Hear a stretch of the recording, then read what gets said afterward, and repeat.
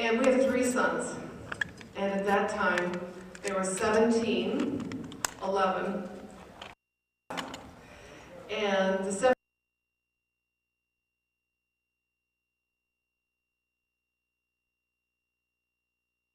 who absolutely worships.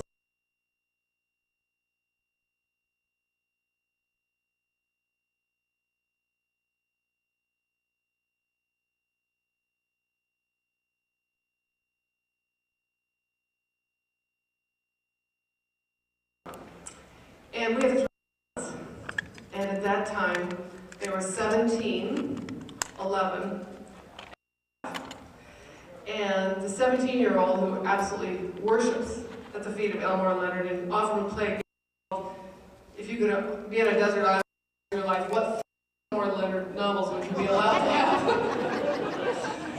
Much dinner table conversation about that. So he wanted to come with me, and I said that was fine. And the 5-year-old were too young, they were in school and this and that. And so 2 weeks before the interview, the press kit came. I put Elmore Leonard's photograph up on the refrigerator.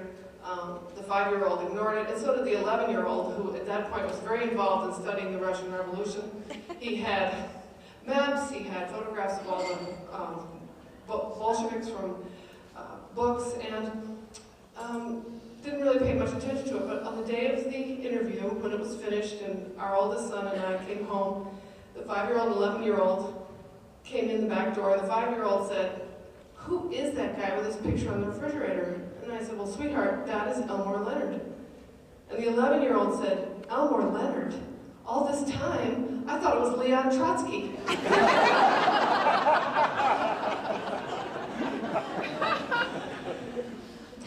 But, of course, in our family, we would claim that Elmore Leonard was much more important than Leon Trotsky.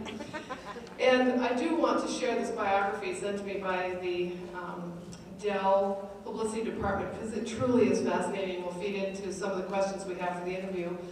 I'm going to ask questions for about 40 minutes or so of Mr. Leonard, and then we'll open up to take questions from the audience, which I will then repeat into the microphone for the tapes.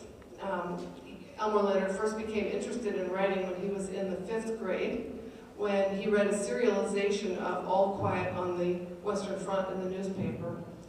He wrote a play from that, still in 5th grade, and had his class stage it, and he used desks in the middle of the room as no man's land. And it's been, for us readers, ever since then, that he's kept with it, and it's been wonderful. After graduating in 1943, he joined the Navy and served with the CB unit in the South Pacific. He left the service in 1946 and graduated from the University of Detroit in 1950 with a major in English and philosophy. While he was still in college, he began to write for an advertising agency, and he had his first success in fiction writing when Argosy magazine published his short story, Trail of the Apache. Other stories, all Westerns, followed in publications such as Zane Grey Western and the Saturday Evening Post. By 1953, he had published his first novel, The Bounty Hunters, followed by 4 more over the next 8 years. Between 1951 and 61, he published 30 short stories, 5 novels, and made 2 sales to the movies. When his novel, Hombre, was chosen as one of the best Westerns of all time by the Western Writers of America in 1961, he felt confident enough to finally quit the advertising agency and devote himself full-time to writing. But the market for Westerns began to dry up, and Mr. Leonard found himself writing educational films for Encyclopedia Britannica, industrial films for corporations, and advertising and sales material. He switched from Westerns to crime with the publication of The Big Bounce, and during the 70s and 80s he developed a devoted following with his novels 52 Pickup, City Primeval, Stick, and La Brava. And Unknown Man number 89, which my husband wanted me to mention because that's his favorite. Okay, when Glitz was published in 1985, it became his breakout bestseller, and Leonard began receiving long overdue attention, including a Newsweek cover story. Each of his novels since then, Bandits, Touch, Freaky Deaky, Kill Shot, Get Shorty, Maximum Bob, Rum Punch, Pronto, Riding the Rap, Out of Sight, and Cuba Libre, Each one has been a national bestseller as well as a critical success. 3 of his books have been nominated for the Edgar Allan Poe Award by the Mystery Writers of America. The Switch is Best Paperback Original of 1978. Split Images as Best Novel of 1981. And La Brava, which won as Best Novel in 1983. His novel, Maximum Bob, was also awarded the first annual International Association of Crime Writers North American Hammett Prize in 1991. In 1992, the Mystery Writers of America gave Leonard the Grand Master Award, which, and I quote, is presented only to individuals who, by a lifetime of achievement, have proved themselves preeminent in the craft of the mystery and dedicated to the advancement of the genre. The same success has followed him to Hollywood. Released in October 1995, the film, Get Shorty, starring John Travolta, was an immediate critical and commercial success, as was Out of Sight, starring George Clooney, released in 1998. In addition, award-winning director Quentin Tarantino, whom we all remember from Pulp Fiction, directed Jackie Brown in December 1997, a film based on Leonard's novel Rum Punch. Tarantino also plans to bring 3 more Leonard novels to the silver screen. In addition, Maximum Bob was an ABC TV miniseries starring Beau Bridges. In September 1998, Dell published The Tonto Woman and Other Western Stories, and also issued a trade paperback trilogy of Elmore Leonard's Western roundups, one each month from October through December 1998. Delacorte Press published Be Cool, which also features Chili Palmer from Get Shorty, in January 2000, and has just published his most recent hardcover book, Pagan Babies. Okay, Elmore Leonard is the father of 5 children and the grandfather of 11. He and his wife live in a suburb of Detroit, and please give him a warm welcome.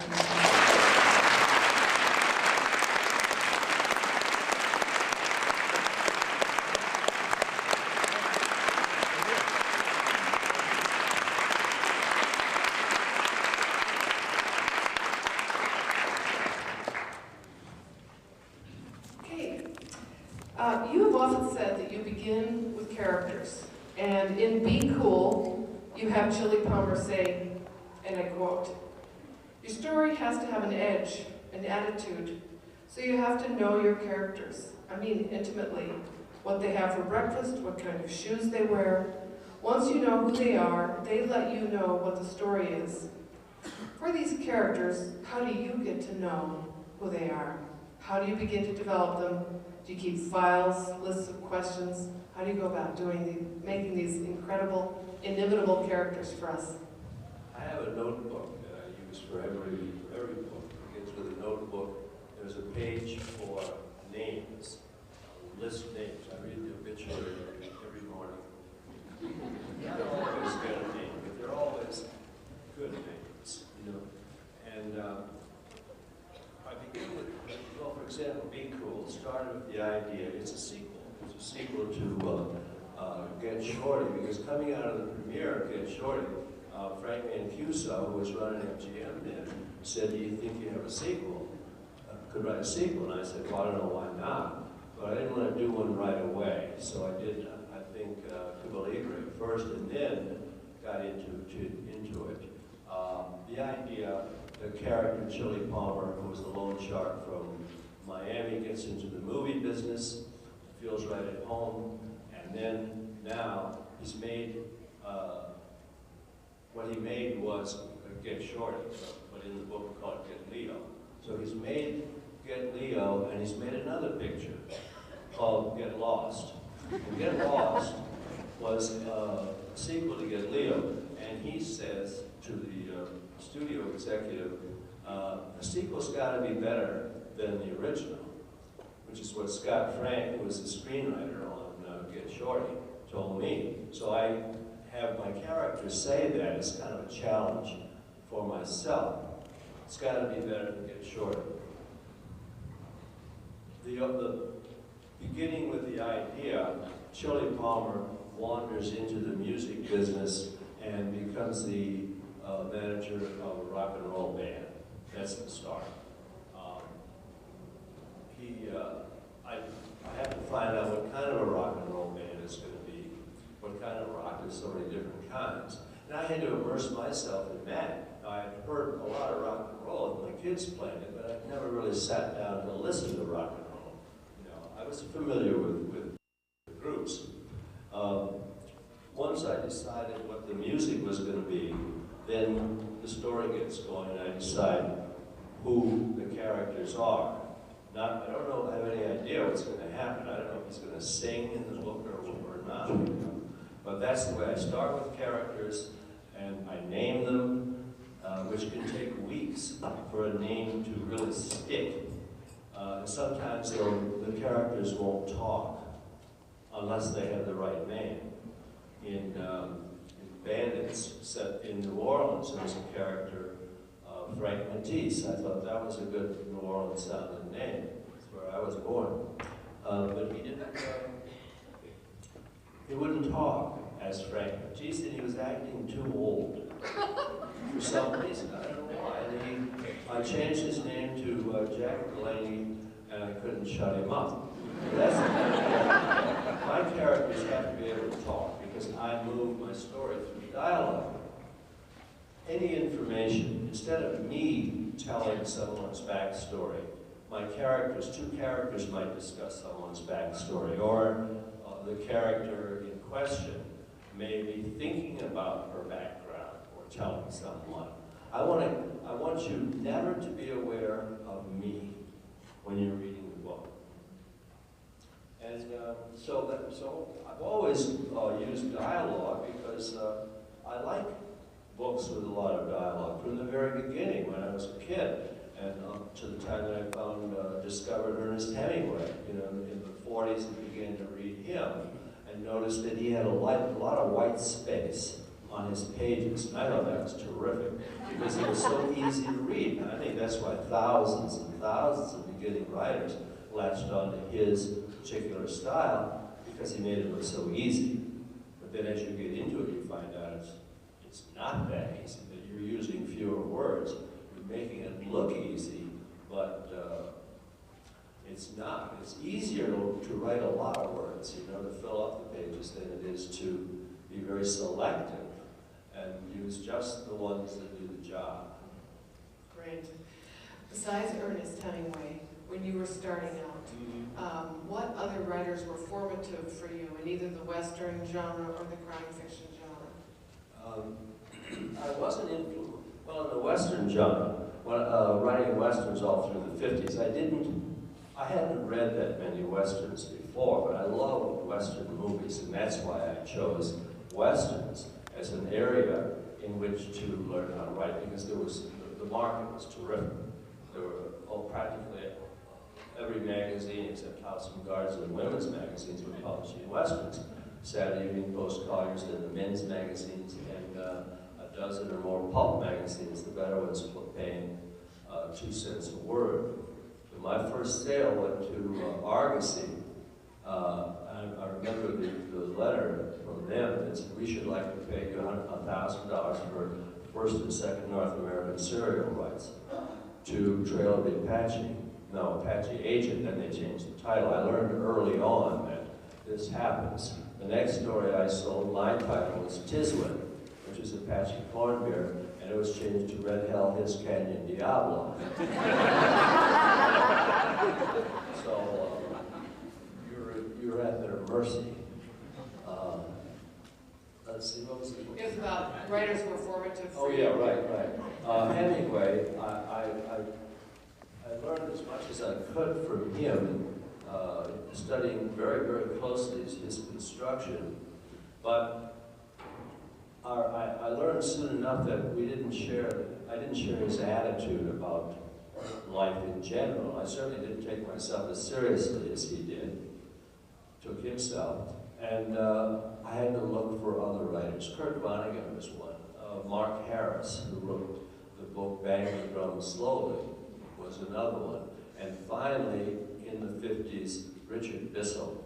Richard Bissell wrote a book called 7½ Cents that was turned into the Pajama Game. Bissell was a pilot on the Mississippi River, and he wrote Stretch on the River, High Water, several others. Goodbye, Ava, a fellow living in a houseboat in love with David Gardner. She doesn't know him, of course. His natural, very natural writing, the way his characters use dialogue quite a bit to move the story. Bissell was a major influence, and I realized it when I was writing Kill Shot, and the couple in Kill Shot are brought into the federal government's witness security program and settled in Cape Girardeau, and he gets a job on a towboat. And I picked Cape Girardeau for the idea. Well, actually, my researcher had gone down to Nashville to see George Jones, his favorite. I said, while you're down there, go over to Cape Girardeau and see what a cape looks like in the middle of the United States. And he brought back pictures of Cape Girardeau with this flood wall running a couple of thousand yards along the river. And I thought, it looks like a prison wall. One of somebody was in the witness security program, instead of going to prison testifying against mafia characters, and is sent to Cape Girardeau and looks at the wall and thinks, what did I trade for, So I thought I could use Cape Girardeau and then use the river. So then I read Bissell again just to see how he handled it, and I saw, my God, I really learned an awful lot from him. That is wonderful. That's fascinating, and it leads me to the next question, which is something that you said in an interview with Writers Magazine that was a piece of advice to beginning writers, which was to copy the structure of how something is set up. And so, is that what you did with Bissell? That you looked at his structure? And Hemingway. Some of my very early work, it sounds almost biblical. It's the sound of Hemingway, the simplicity of his prose.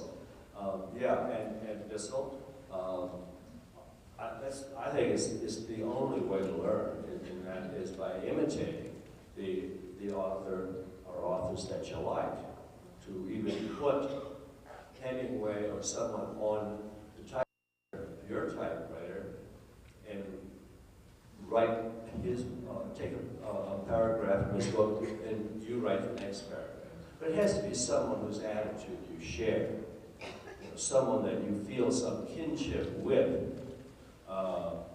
I couldn't take an author, a literary writer who writes as the omniscient author, who uses his own language. And it is his language that makes the book. You read the book because the man is so fluent with the language, you see. And everything in the book comes from him. And I can't do that. I'd fall right on my face if I tried to write a novel in that classic novel style. So I had to find another way to do it, and that was to let my characters tell the story. Every scene is told from the character's point of view. Therefore, it takes on that character's sound. The narrative then takes on the character's sound. It's not always that apparent, but sometimes I get into situations where I wonder what the point of view is. Say in Maximum Bob, there's a scene with an alligator. Yes. And the alligator is dumped into someone's yard to frighten them. The alligator is 10 or 12 feet long. And the alligator had been hit over the head and then put in a pickup truck and then dumped in the judge's yard. And I thought, well, how am I going to write this? Whose point of view is it? I remember this. It's the alligators. So I did it from the alligator's point of view. And the alligator kind of wakes up, and the alligator smells dog. I don't know what the alligator calls it, but he smells dog. And goes for it, and ends up in the judge's house. So even there, I'm using a different point of view. And I never use words, of course, that my characters wouldn't know or wouldn't use. That reminds me of what you said at the Rue Morgue one time. You said, I bring my characters into a scene and I let them audition. And sometimes they fail their audition. And you just talked a moment ago about mentees versus Delaney. What besides the name of the character can make them fail their audition? You bring them on. Give us an example of someone who passed an audition and then a character that you tossed. I remember you said he's out of there if he fails his audition. Yeah, well, he could be out of there, or he can get a less important role, or he can get shot. The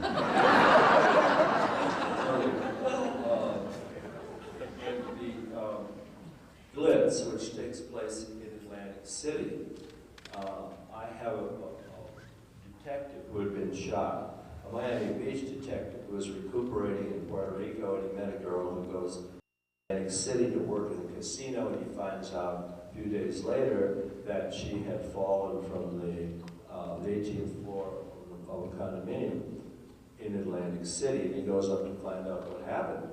And she's working in this casino hotel, and the guy who owned it, I thought would be the main character that this Vincent Mora, the cop, the character that he would confront, and there would be a number of scenes between these two guys. But I have an earlier scene with the hotel owner and a guy named Jackie Garbo, who runs his casino. And Jackie Garbo is a lot more fun than this guy.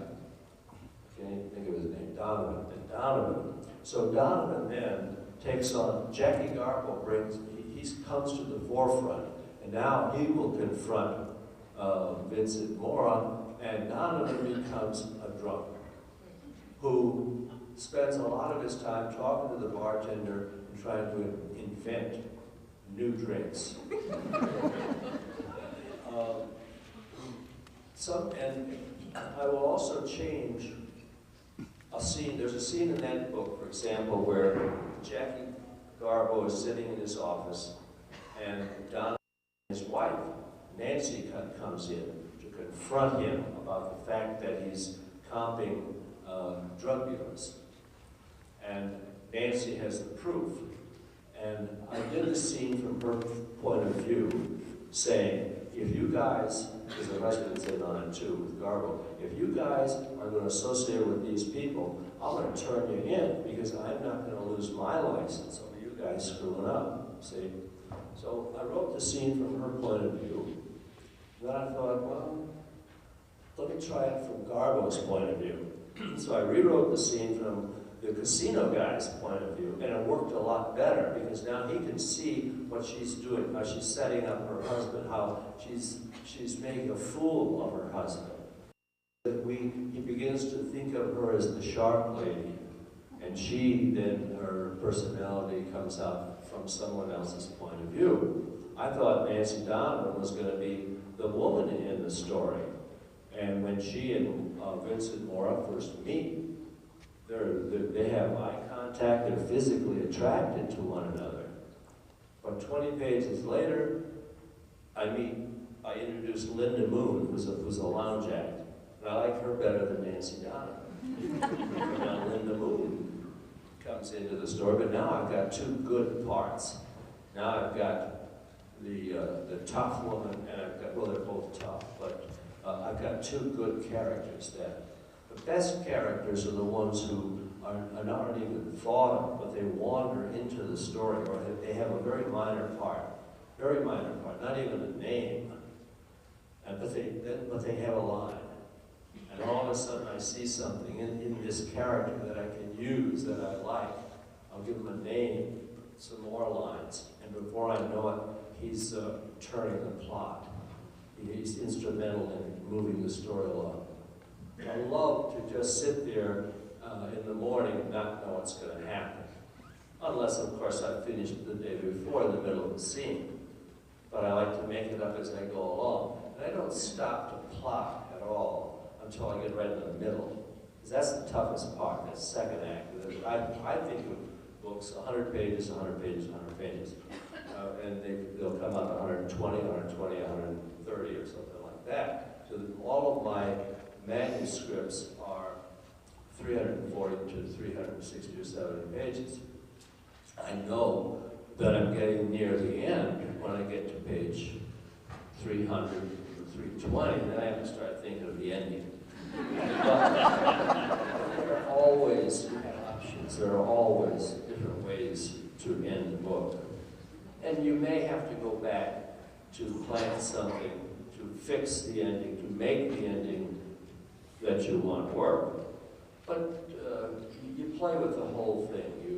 I'll write 4 or 5 pages a day. 5 is a really good day, from 9:30 or 10 until 6 in the evening. Straight through, and I more often than not skip lunch because the day goes so fast.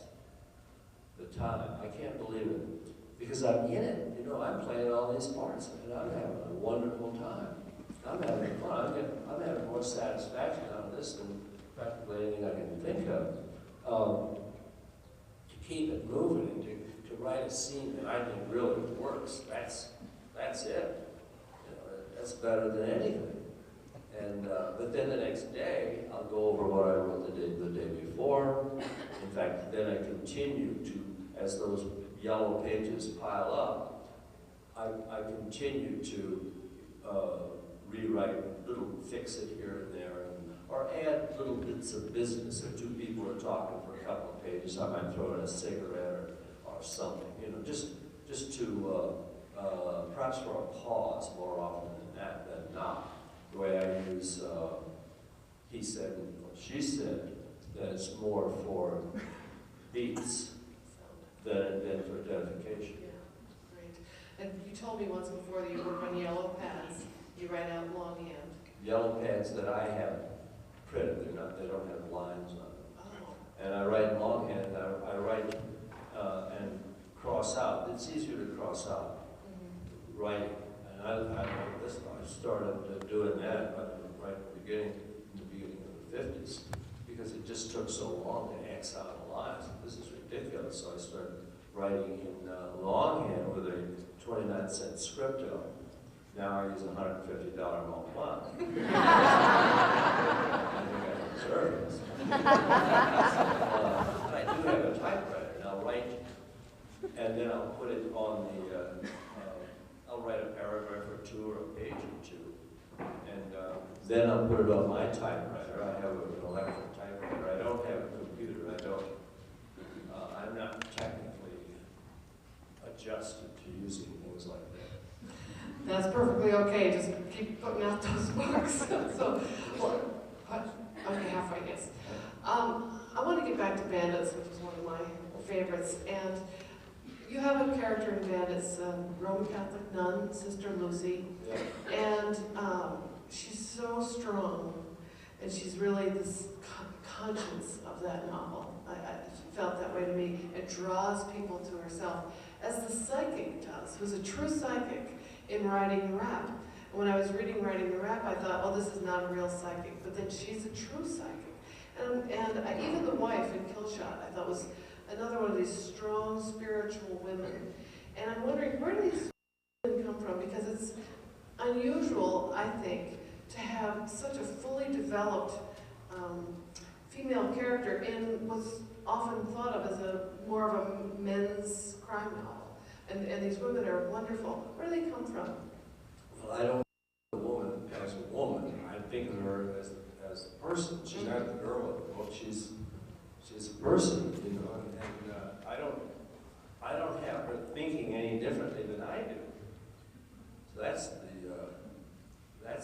there's no trick to it. It's easy. But I started to work on my women a little more. Back in the 70s, I think it was, there was a reviewer in one of the Detroit papers who said that she thought my opinion of women was about on par with Mickey Spillane's. And I didn't think there was the least bit of truth in it, and yet there was something that bothered her, you see. So I started thinking about women a little bit more, and using women, and sometimes in the books that you mentioned, Killshot in particular, where I start out with a guy who's an iron worker. You know, he's about as macho as you can get. He's walking the high beams. And his wife's smarter than he is. And she takes over. She took over on her own. And this happens in books where I think I've got the main character. In Pronto, I have a guy who's 67 years old. I was 67 when I wrote it. I thought this will be easy. I won't have to look anything up. What happened during 44 or so. And but the character for me ran out of gas on about page 100, and he became hard to get along with. Started drinking again. He was alcoholic. And he was in Italy, in Rapallo, and he was having trouble with the language, and he just became irascible, and he wasn't any fun anymore. But he was in character, and I couldn't change him. So I had to bring along another character quickly. This Federal Marshal, Raylan Gibbons, who is the kind of character that I can pick up and use anytime.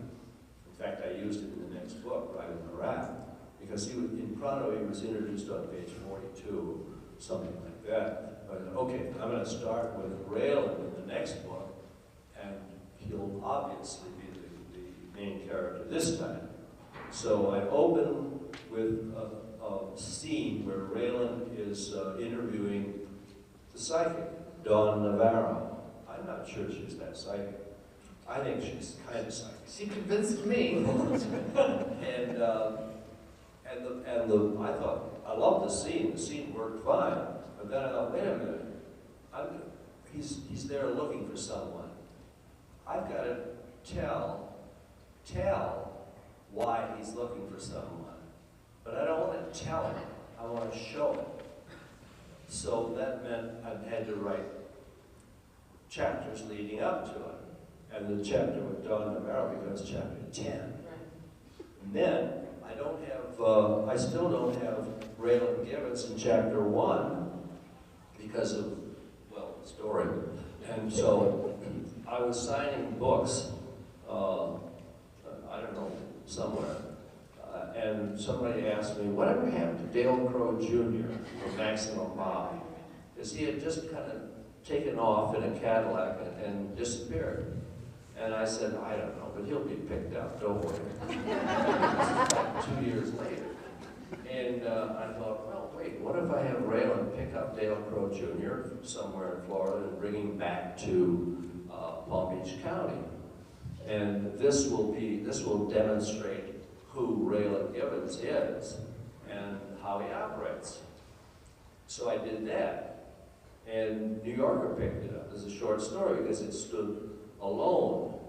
And then I remember when I got the galleys, I talked to the fiction editor and I said, what do you people do? Just kind of pick up a handful of comics and just throw them in wherever they land?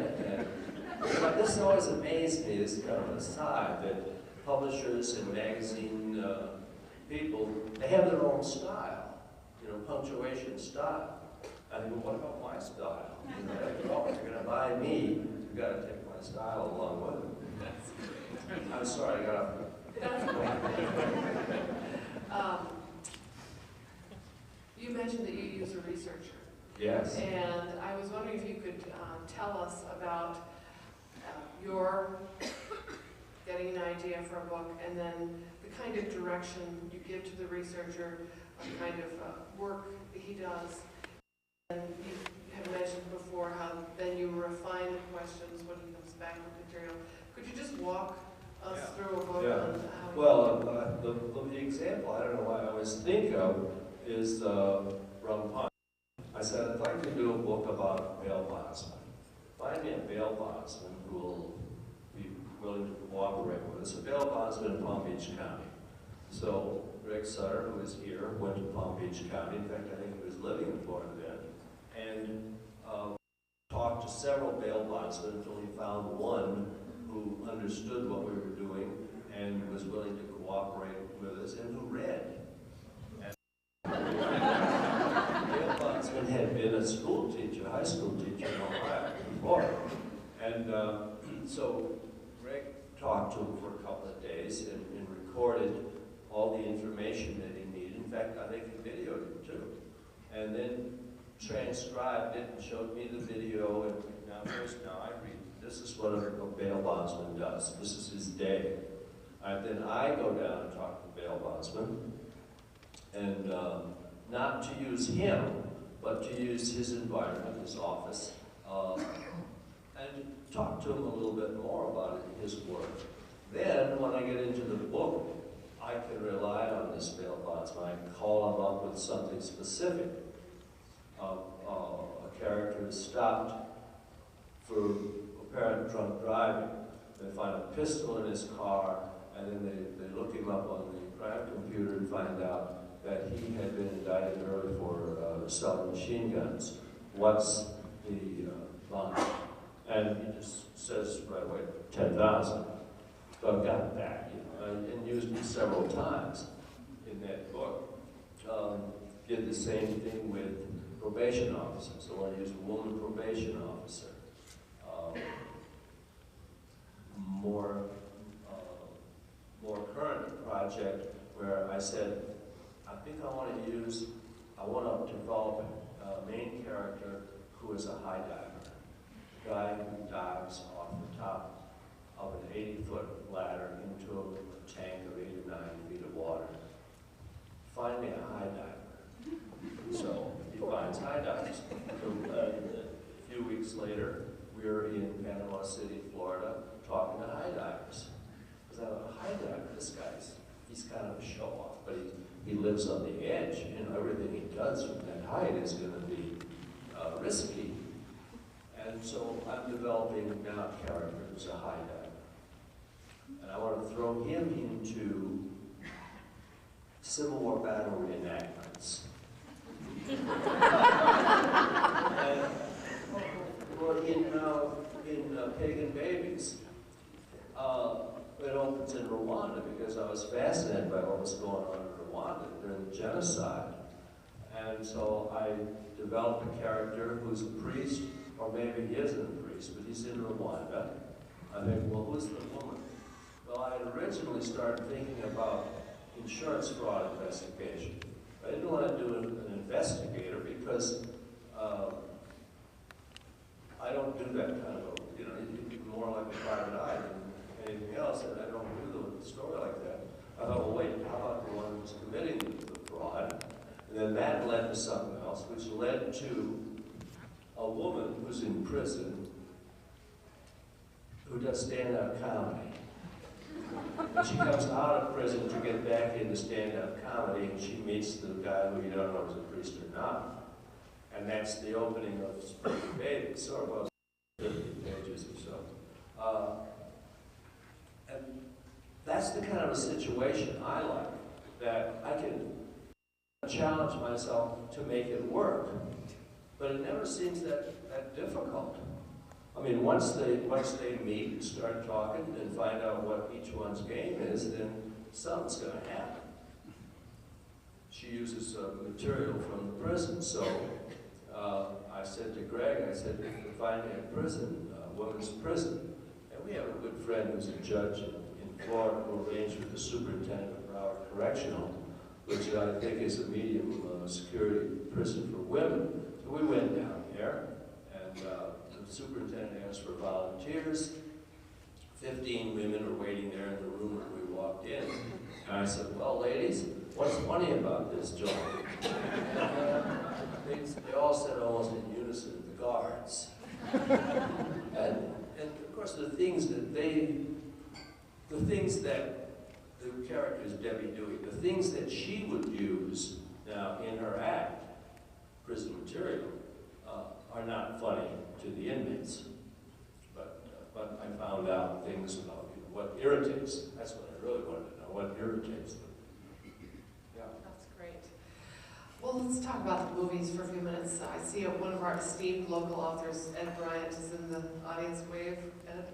Anyway, Ed said one time, if you sell a book to the movies, you should drive to the Nevada-California border and heave your manuscript over the state border, get back into your car, turn around, and drive back to Colorado as quickly as possible.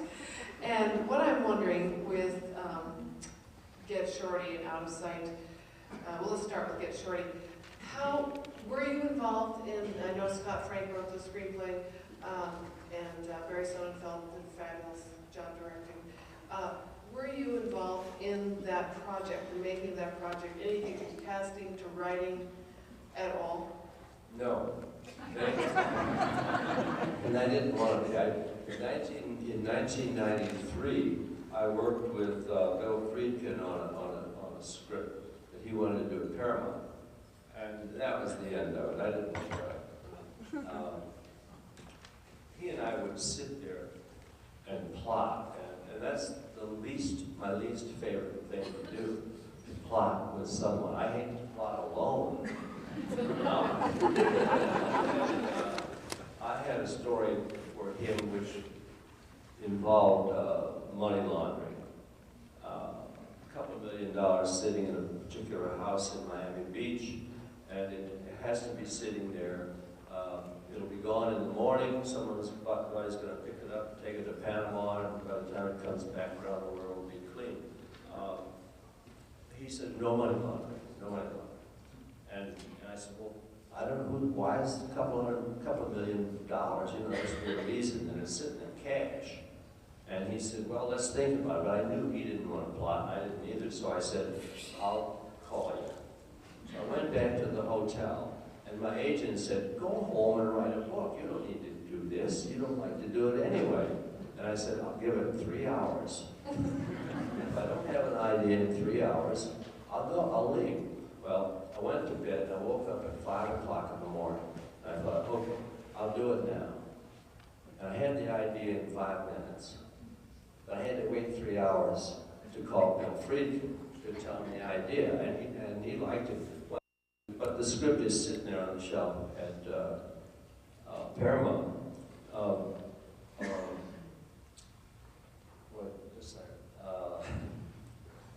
Westlake. Donald Westlake said, why do you worry so much about whether the movie's going to be good or not? He said, the books are virgins thrown into the volcano. He said, just hope the money's good. That's all. For 15 years, it supported my book writing movies, and even going out there for the rewrites, and then waiting for the actor to come in. Like Clint Eastwood would come in when I was writing Joe Kidd, which was the original screenplay. And he'd come around at 5 o'clock and I'd hand him the pages. And he's there, and Sidney Beckerman, the producer, is there, and John Sturgis, the director, is sitting there. And Eastwood's reading. He says, don't you think I should have my gun out when I tell John Saxon, you're coming back with me to Sonora, straight up or wrapped in canvas? Shouldn't I have my gun out? He's got armed guys behind him. And I said, I don't think you need your gun out. And he turned to Sturgis and said, don't I need my gun out? And Sturgis said, no, you don't need your gun out. He said, why not? And Sturgis said, everybody's seen your movies. That's a typical story context. Now we know where you got all that material for Get Shorty and dealing with those Hollywood types. Scott Frank. I wait for Scott Frank, the screenwriter, Goodwin, to read my book to tell me what the theme is. They love themes. I don't know why.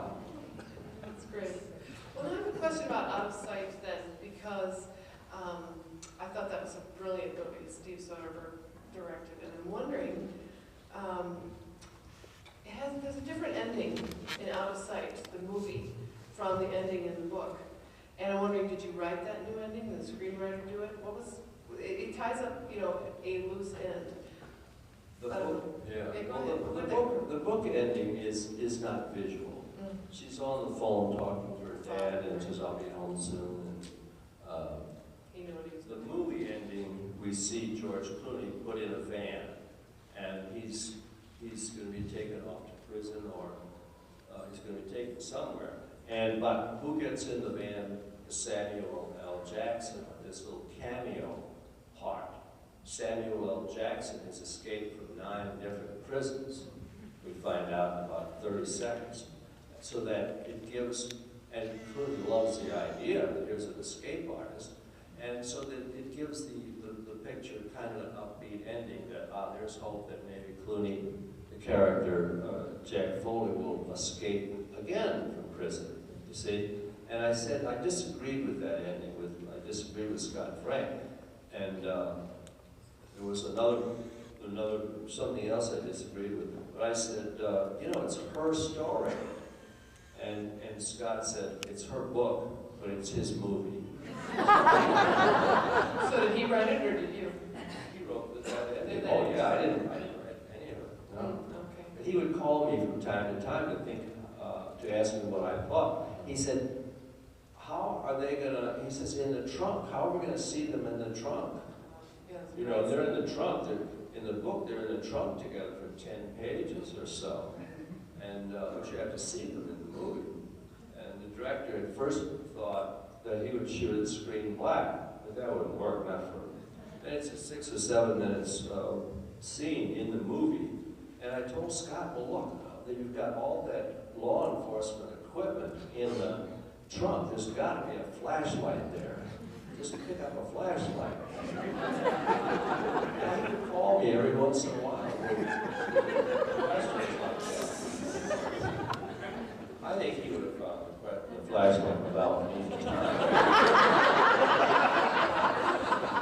Okay, I'm hogging him to myself here, and I want to open it up to the audience here for our last 10 minutes or so. I'm wondering what kinds of questions you have, which I will repeat into the mic so everyone can hear them. Anything? Yes, go ahead.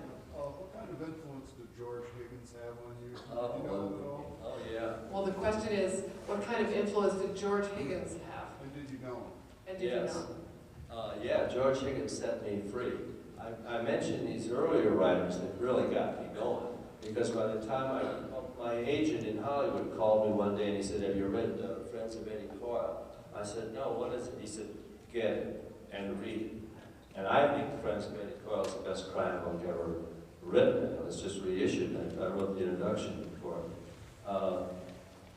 Yeah, it just, I feel it turned me loose. It loosened me up. It got me into scenes quicker.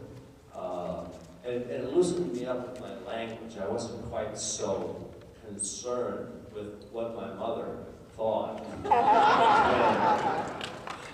And she would always say, she would try not to move her mouth when she would say, you shouldn't use that language. Fuck. I don't use those words. You know My that. characters do. I can't help it. This is the way those people talk. I did meet George in Toronto. We were on a reading program together. Yeah, he was wonderful. But then he started writing those monologues, you know, and I think he could have been a bestseller without any question if he had continued to do Friends of Eddie Coyle, that kind of a book. It was a good movie, too, I think. Great. Okay, other questions? Where's the joy in writing for you? You say now at this point, you get so involved in your work and you'd rather do that than anything. Is it in the creating of the characters? Is it in lining something up? It's in creating characters that I can have fun with and then getting them to talk and then surprising me. And they do, they surprise me. I think Pagan Babies is as good as an example. Once you get into that book and you meet a guy who's called the Mott.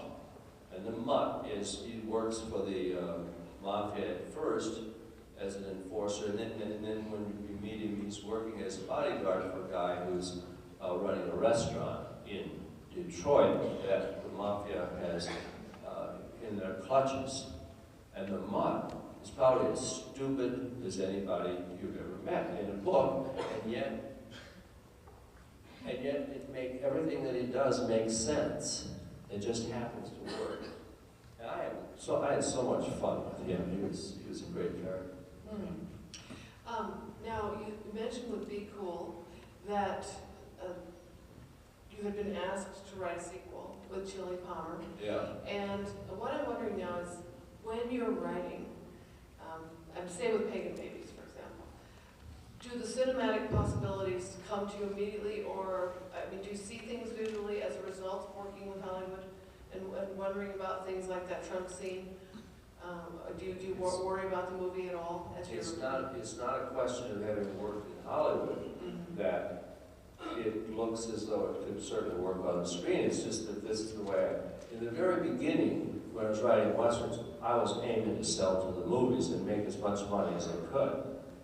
Now, with the style that I've developed, and I think it takes about 10 years to find your voice and have confidence in the way you write.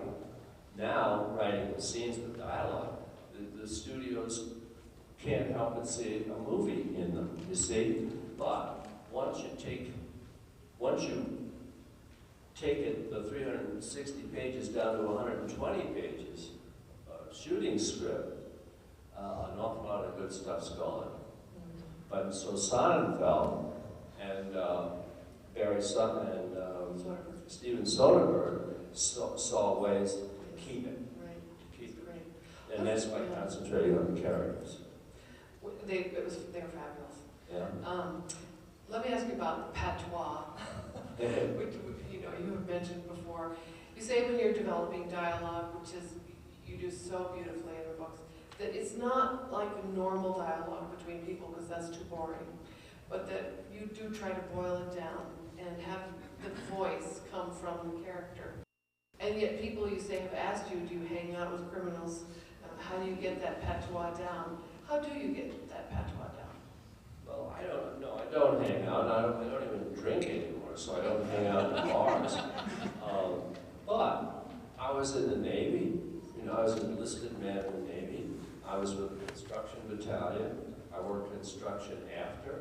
I used to go to black jazz joints all the time in Detroit in the late 40s and early 50s. But I have, I lean that way. These are the kind of characters that interest me. The way they talk with that street way, although it's not so much words as it is the rhythms of it, It's the rhythms and I'm so aware of rhythm and the beat of the prose. It's gotta, and people say to me, I bet you like jazz. You're a jazz buff, aren't you? I said, yeah. I said, you can hear it. Well, I don't think it's that obvious, but perhaps some do.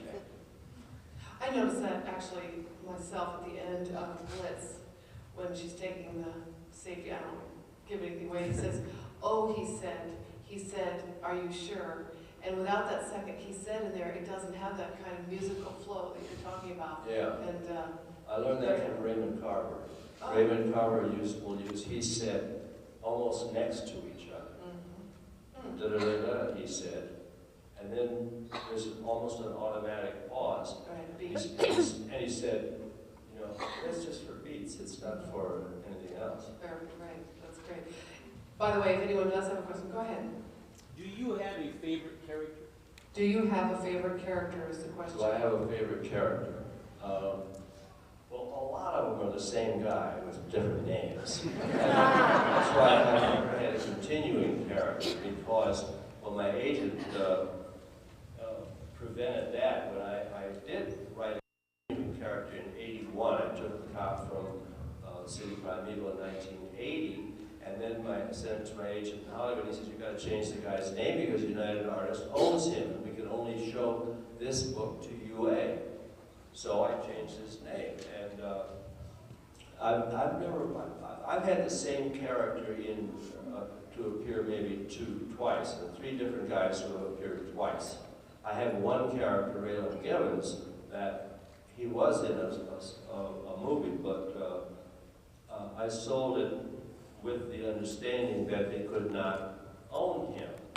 It was a deal breaker. If you want to own this guy, you can't. Then you can't buy the book. It was that simple, because I saw that I could use him forever if I wanted. question over here.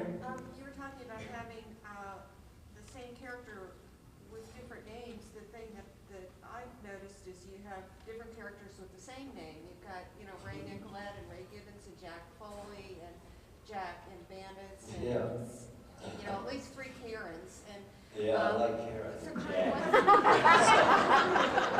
Not the same what's up with person. that? Huh? What's up with using the same name, and is it anything your editors have ever said, you can't use that name again? Well, they don't remember. Okay, I have to repeat the question. And the question is, instead of just having a different iteration of the same personality, we're now having the same name with different people attached to it. And do you have a favorite set of names? Or are all these Rays and Karens in the obituaries in Detroit? Well, I think I love Karen as the character's name, woman's name. And I don't know, I've used Ryan a couple of times. You know, I have a Jack Ryan. It's not, there's little resemblance to that other guy because my Ryan was a burglar and a migrant worker.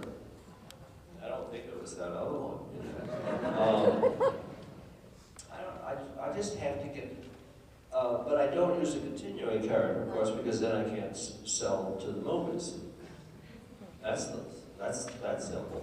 And I do whatever my agents tell me. I rely on them completely, because the first book I sent to the agent in Hollywood, it was the first non-Western, and he called me up, and he had sold a couple Westerns. He called me up and he said, "Did you write this book, kiddo?" I said, "Well, it's got my name on it." And he said, "Well, kiddo, I'm going to make you rich." Which book was that for? That was The Big Bounce. The Big Bounce, which is the worst movie, second worst movie ever made. Well, what's the first? I don't know, but there's got to be one. Stick. But he got 84 rejections right after that, the next 3 months. But we both knew it was going to sell. I read the book again and saw it needed a plot. But I didn't change the characters, and that was the reason the book publishers rejected it. They said, "God, there's nobody going to like it in this book." Well, I liked it. And I'm glad I didn't change them. But I had a little plot. And then Fawcett Bill Metal bought it, and they were on their way. Great. Question here? Yeah, you say that you, and I remember I talked to you earlier about this, that you don't put yourself in the books. Everything is through the character. Yet, doesn't you come through the character, the voice, a kind of attitude toward life, a humor, an edge, something so that anyone who picked up your book, didn't even see your name, would know it was you who wrote it? I need to repeat the question, which is that even though you don't write the first person and you claim not to put yourself into these characters, you're in there somewhere. And is that a good representation? And so is it, He's in there everywhere. Yeah. Yes, well, it's true. I do have to play all the parts, but I don't share all the attitudes. Right. No, of course not. But and I've been accused of being anti-Semitic, accused of being anti-black, because of the way my characters have reacted to the Jewish lawyer and the black guy who was doing something. But I don't make judgments. That's the thing. I let my characters do what they have to do or what they want to do. And I'm not preaching. I'm just saying, this is a story, and this is the way this story, like it or not. I mean, it should be obvious who's good and who's bad. You know, it's good and evil. Every book is good and evil. And what great stories they are, too. I'm told we're out of time, but thank you very much for being here.